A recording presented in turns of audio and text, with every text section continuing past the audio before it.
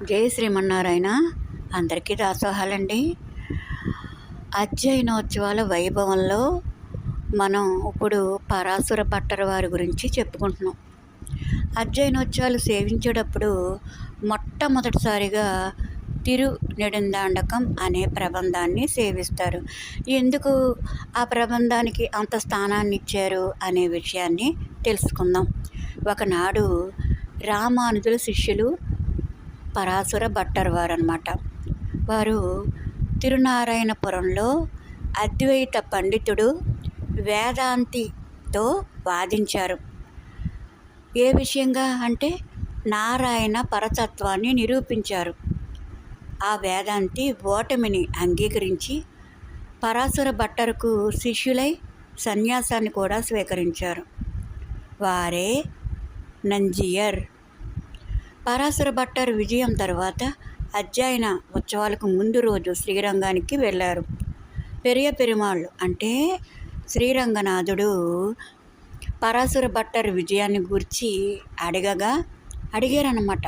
ఆ విజయం తిరుమంగయాల్వారు ఆ విజయం ఎలా నీకు చేకూర్చింది, ఎలా వచ్చింది, ఏం వాదించావు అని పెరియ పెరుమాళ్ అడిగారన్నమాట.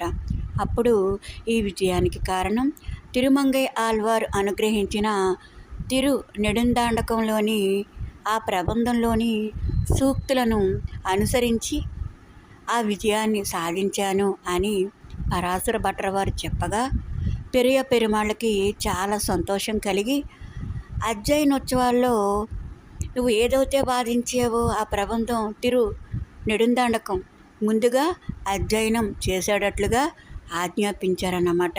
ఈ విధంగా తిరు నెడుందాండకం అనే ప్రబంధానికి అంత ప్రముఖ స్థానం లభించింది. జై శ్రీమన్నారాయణ.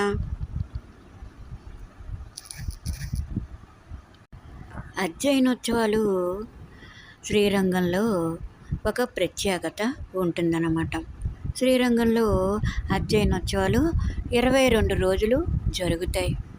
పెరియ పెరుమాళ్ ఆజ్ఞానుసారం తిరు నెడుందాండకం అధ్యయన ఉత్సవాల్లో ముందుగా సేవిస్తారు. అరయర్ వంశస్థులు అభినయంతో పెరియ పెరుమాళ్ నాచ్యార్ మరియు ఆలవార్లు ఆచార్యులు ముందు పాసురాలు అధ్యయనం చేస్తారు. పెరియ పెరుమాళ్ మరియు నాచ్యార్ని ఎత్తైన మండపంలో వేయింపు చేసి ఉండగా వారి ఎదురుగా ఆలవార్లను ఆచార్యులను వేం చేస్తారన్నమాట. ఈ విధంగా శ్రీరంగంలో అధ్యయనోత్సవాలు జరుగుతాయి. జయ శ్రీమన్నారాయణ.